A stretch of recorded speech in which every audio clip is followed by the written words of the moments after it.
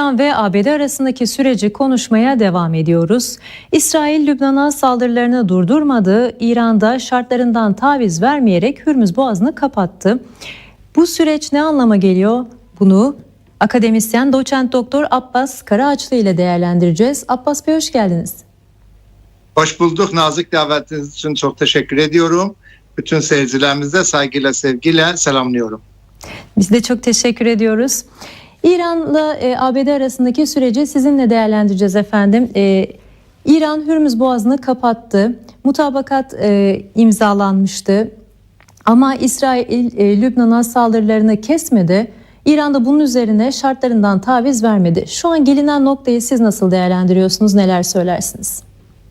Şöyle ki gelinen noktaya baktığımızda hem İran Dışişleri Bakanlığı'nın Arakçı'nın İsviçre'ye gitmesi hem J.D. Vance'in İsviçre'ye gitmesi, Göz ve Şahbaz Şerif'in tabii ki gitmesi belli ki bir duraklama yok. Yani şöyle bir şey, yani kesilmemiş, iptal edilmemiş görüşmeler ama burada nihayetinde İran, Amerika ve İsrail savaşından söz ediyoruz. Amerika nihayetinde pes etti. Bu normal artık. Bunu herkes görüyor. Amerika İran'ın karşısında pes etti. Kazanamadı. Koyduğu hedeflerin hiçbirine ulaşamadı. Bu Amerikan tarafından baktığımızda tabii bunun ekonomik yönleri var, askeri yönü var, psikolojik yönü var. Hemen hemen hepsinde Amerika'nın iflasıyla sonuçlandı. Ama nihayetinde bir de seçimler var. Bir de biliyorsunuz, siz de haberlerde verdiniz. Temsilciler Meclisi'nde nihayetinde Amerika'nın İran'a karşı yürüttüğü savaşın durdurulması yönünde bir karar da çıktı. Tabii Senato'da henüz bekleniyor bu iş. Şimdi gelelim yani Amerika tarafından baktığımızda bir an önce buradan kurtulmak ve hakikaten bu savaşı sonlandırmak, en azından bu şekilde sonlandırmak istiyor. Ama Siyonist İsrail rejimi öyle değil. Netanyahu hep söyleriz her zaman için. İsrail devleti özünde bir terör devletidir. Zaten ne diyoruz? İsrail terör örgütü diyoruz. İsrail terör örgütü ve onun başındaki terörist veya soykırımcı, bu benim söylediğim değil, Uluslararası Ceza Mahkemesi soykırımcı olarak tespit etmiş nihayetinde Netanyahu'yu. O da savaştan besleniyor. Şimdi önümüzde olan da seçimleri var. Bu şekilde savaşa gittiği, seçime gittiği takdirde muhalefet partileri ve İsrail halkı diyecek, niye bizi bu sürükledin bu savaşa? Sonuç sağlamadın. Hiçbir elde ettiğimiz bir başarı yok. İran'ın füzeleri yerinde duruyor. İran hükümeti daha da güçlü hale gelmiş. Vekil güçleri hakeza duruyor. İran savaş öncesi duruma göre Hürmüz'de daha güçlüdür. Peki bu kadar biz niye sıkıntı çektik?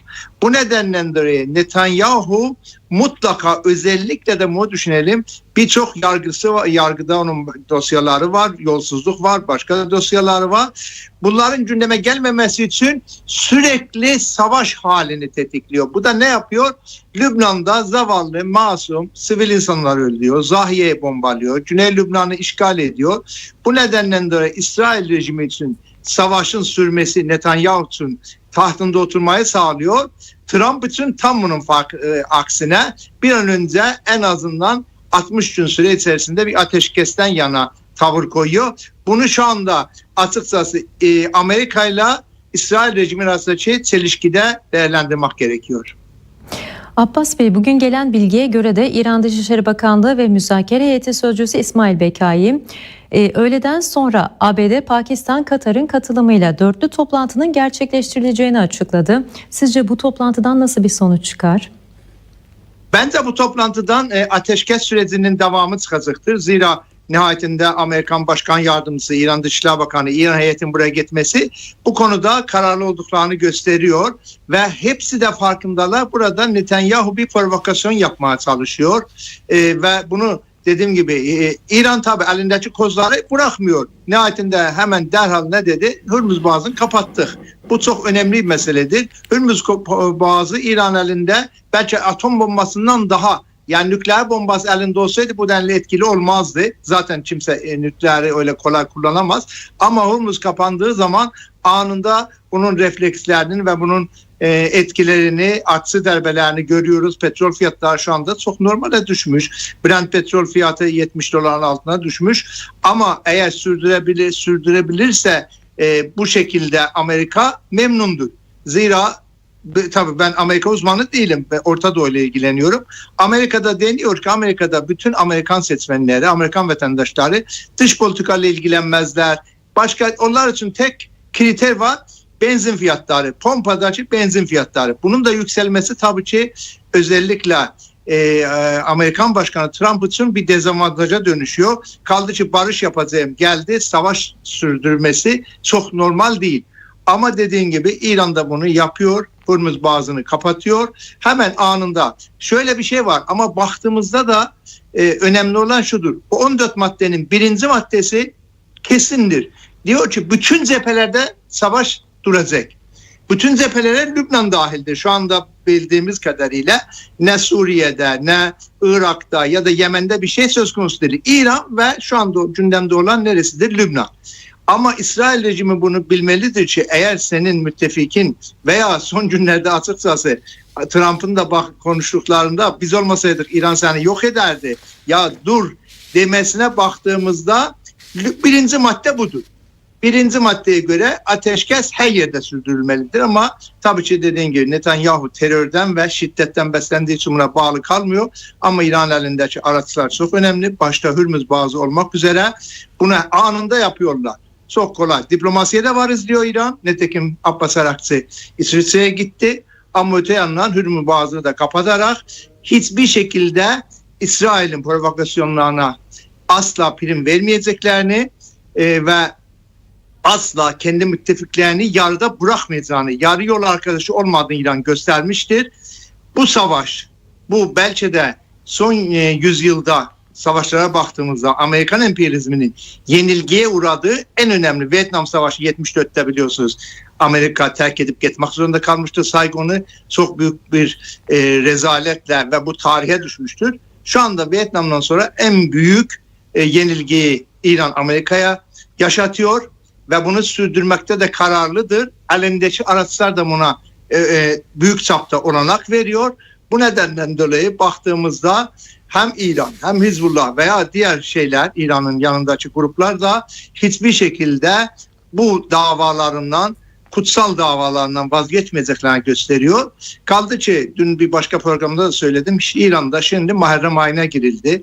Muharrem ayı Kerbela'nın hatırlatılmasını sağlayan bir meseledir. Kerbela'da nihayetinde 1400 sene önce büyük bir direniş yaşanmıştır. O direniş şimdi sembolleşiyor İran'da ve hakikaten her zaman için söylendiği gibi işte her zaman söylüyorlar. Kullu yevmun aşura, kullu erzin Kerbela. Yani her yer Kerbela'dır, her gün aşuradır. Bu nedenle de bu günlerde İran'ı özellikle İsrail'in Lübnan'da Şiileri ve Şii mahallelerini, Zahiye'yi bombalaması İran'da çok etki yaratıyor ve İran'ın refleksi bu konuda çok her zamandan daha yüksektir. Bunu açıkçası Netanyahu bilmelidir ki bu şartlarda İran'a ve Hizbullah'a diz söktüremeyecektir, geri oturtamayacaktır ve bunun önümüzdeki günlerde göreceğiz. Ama ben hala umutluyum dediğim gibi İsviçre'deki müzakerelerin sürmesi ve nihayetinde Pakistan Başbakanı Şehbaz Şerif de orada. Bu şekilde tahmin ediyorum diplomasi galip gelecek gibi görünüyor şimdiden. Abbas Bey, sizce 14 maddelik mutabakatın en kritik başlıkları neler? Hangi maddeler ABD'yi zorlar? Şöyle ki birinci madde dediğimiz gibi bütün cephelerde durması savaşın, bu çok önemli. Birinci maddesi zaten 14 maddeden 13'ü açıkçası İran'ın lehine olan şeylerdi. Bunu da konuşuyoruz. Belki de Trump ağzından kaçırdı ya, bir aylık bir stratejik kaynaklarımız kalmıştı. Belki buna dayanarak veya başka sebeplerden dolayı bunu bu tevafukname ya da işte bu anlaşmayı imzaladılar. Bu ateşkes imzalaması, mutabakatı.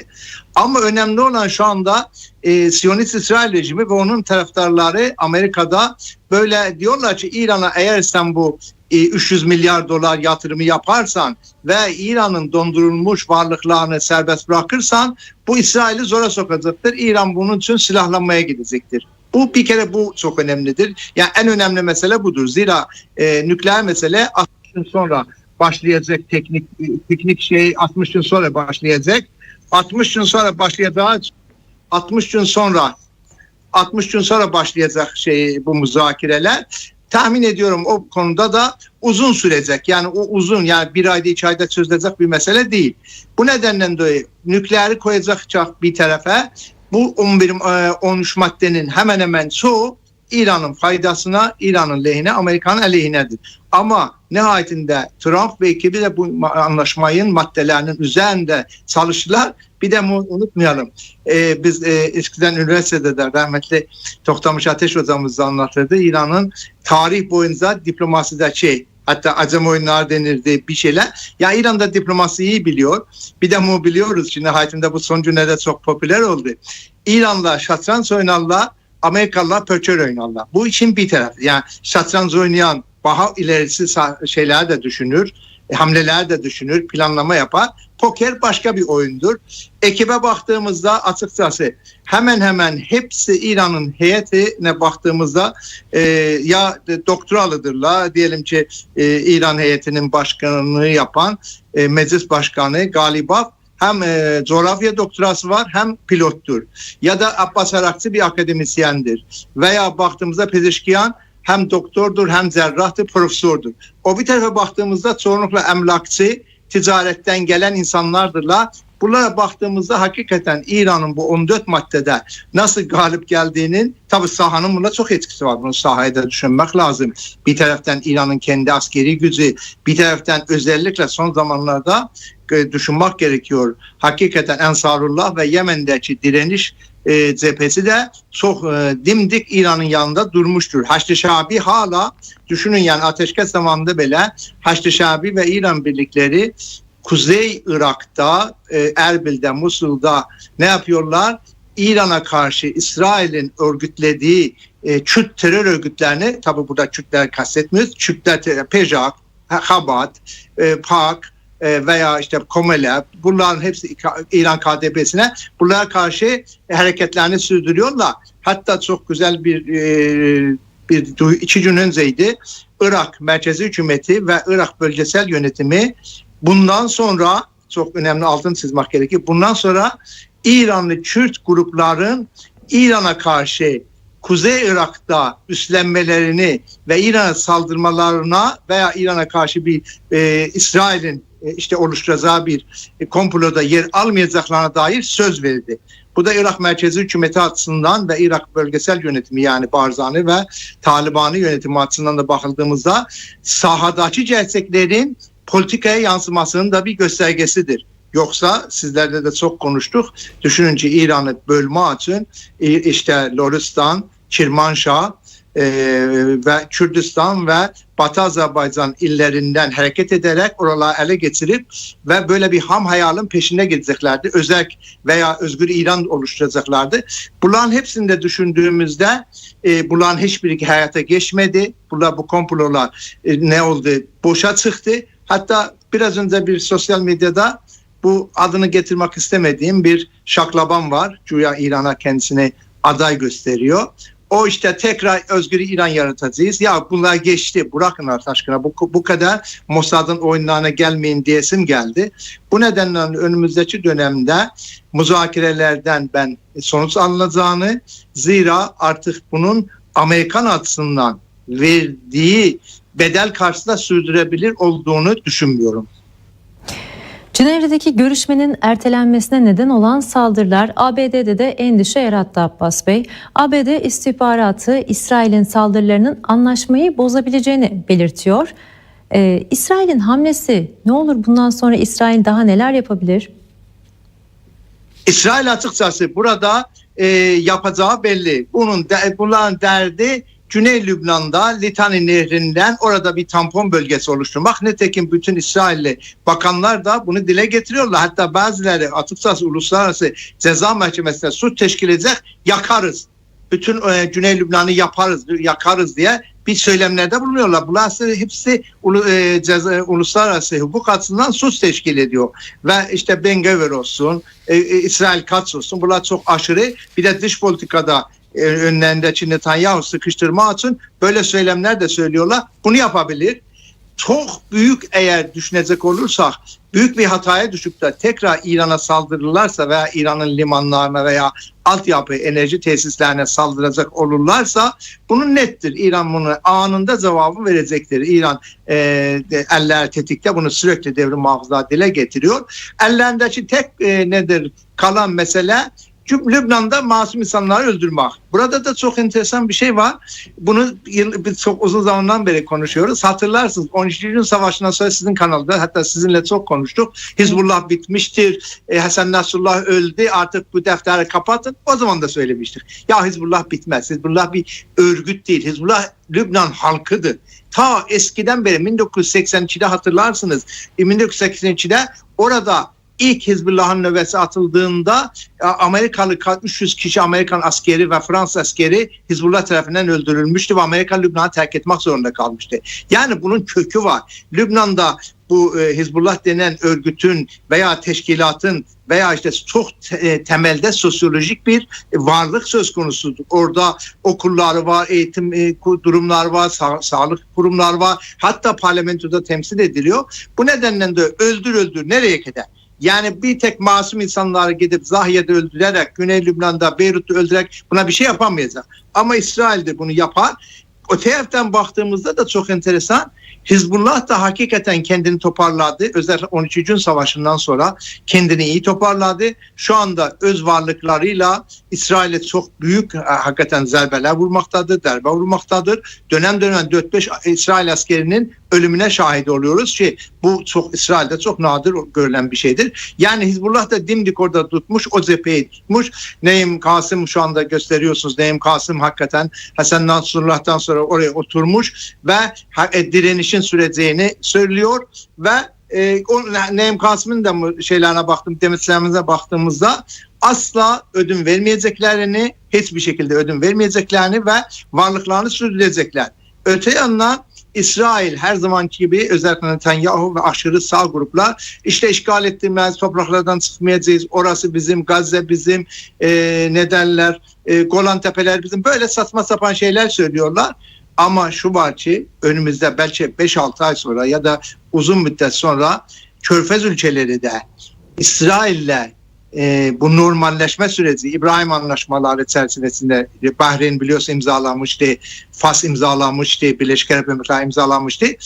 Bundan sonra biraz daha temkinli davranacaklarını, hatta önceden söyleniyordu işte yok şey olacak, ne derler, böyle daha da bu genişleyecek İbrahim Anlaşmaları, ama bence İbrahim Anlaşmaları da bundan sonra bir şekilde üzerinde daha da farklı olacak. Şimdi belki sizin kanalda ilk kere söylüyorum, böyle bir İslami NATO'dan söz ediliyor. Belki de böyle bir şekilde Körfez ülkeleriyle beraber yeni bir İslami NATO oluşturulacak ve Amerika ile İsrail kaybettikleri prestijlerini bu sefer Arap ülkelerini, Körfez ülkelerinde ortak ederek burada İbrahim Anlaşmalarını bir şekilde askeri bir kılıfta İslam NATO'su diye böyle bir planlama da deniyor. Bu muhtemelen şeyde olabilir. Türkiye'deki Ankara'daki NATO zirvesinde. Ama bence bunlar pek fazla gerçek hayatta böyle geçerli olacak projeler değildir. Mümkün değildir. Zira nihayetinde Körfez ülkeleri anladılar ki yani orada o kadar Amerikan üssü varken Amerikalılar kendi varlıklarını bile koruyamadılar. Amerikan üsleri yerle bir edildi. Amerikan askerleri deyim yerindeyse fare gibi kaçıp otellerde saklandılar. Bundan sonra da bu şekilde, ki bu varken Avrupalılar biraz geri oturdular. Nihayetinde Fransa gibi, İtalya gibi NATO'nun en büyük güçleri bu konuda çok fazla da destek vermediler. Ben geçen bir konferansta söyledim. Bunu söylemek gerekiyor. İtalya, Almanya, hatta Fransa neden çok fazla Amerikan yanında yer tutmadılar bu savaşta? Sebebi biraz da şuydu. Eğer İran'da Venezuela gibi düşseydi, eğer Venezuela gibi nasıl oradaki lideri alıp götürdüler, İranlı liderleri alıp Amerika'ya götürseydiler ve İran hakim olsaydı, şimdi çoktan biz Danimarka'nın ve Grönland'in adalarının işgalini konuşuyor olacaktık. Bu sefer Avrupalılar gördüler. Yani bu Amerika eğer elde ettiği maalesef Venezuela'daki durumu sürdürürse kendileri de tehlikeye girer. Hatta Kanada bile tehlikeye girecek. İran'ın bu şekilde Amerikan saldırganlığının karşısında set oluşturması Avrupalılarda biraz kendilerine getirdi. Bu nedenle de önümüzdeki dönemde hele bu şey için söylüyorum, bu İslam NATO'sunu konuşuyorum. Eğer bu şekilde görüyoruz ki hemen hemen Avrupa'da 20 ülkeye yakın şu anda Netanyahu'yu soykırımcı olarak tanımışlar ve hiçbirine ayak basamıyor. En son Macaristan'ın yeni lideri ne dedi? Gelirse yakalarım. Bu nedenle de bunlar bence tabii kamuoyunda tartışılıyor. Ama önümüzdeki zamanlarda ne İslam NATO'su ne de Amerika artık Siyonist İsrail rejiminin saldırganlığına ve yayılmasına destek olamayacaktır. Önümüzde daha rasyonel bir sistem olacaktır. Dediğim gibi eğer bu saldırganlığını sürdürmezse ve hakikaten var olan sınırlarında kabul et, 67 sınırlar diyoruz, buraya bağlı kalırsa huzurla yaşar bölgede, İsrail'de diğer devletler gibi. Yok ben sürekli sınırlarımı genişleteceğim, benim sınırlarım sonsuzdur, yok saçma sapan teolojik bir erz-i mev'ud düşüncesine arkasına saklanarak orada İsraillileri arkanda konsolide etmeye çalışıyorsan, bakınız yarın o gün göreceğiz. Hakikaten İsrail'den çok büyük göçler yaşanacaktır. Bunlar önceden size güvenli bir toprak sağladık. Gelin burası sizin ebedi topraklarınızdır tezinle. Ya biz burada geldik, sığınaklardan çıkamıyoruz. Ne yapacağız diye bu duruma düştüklerinde bence İsrail'in de bir şekilde sonunun başlangıcına şahit olacağız bu savaşlardan sonra. Abbas Bey, çok teşekkür ediyoruz size katılımınız için, değerli görüşleriniz için. Ben teşekkür ederim. İyi pazarlar diliyorum. Bir de bizim seyircilerimizin içerisinde çok babalar vardır. Bütün babalarımızın, fedakar babalarımızın hepsinin Babalar Günü kutlu olsun. Sağlıkla kalın. Çok teşekkür ediyoruz. Sağ olun. Evet, yayınımızda akademisyen doçent doktor Abbas Karaağaçlı vardı efendim. Kendisiyle ABD-İran arasındaki süreci değerlendirdik.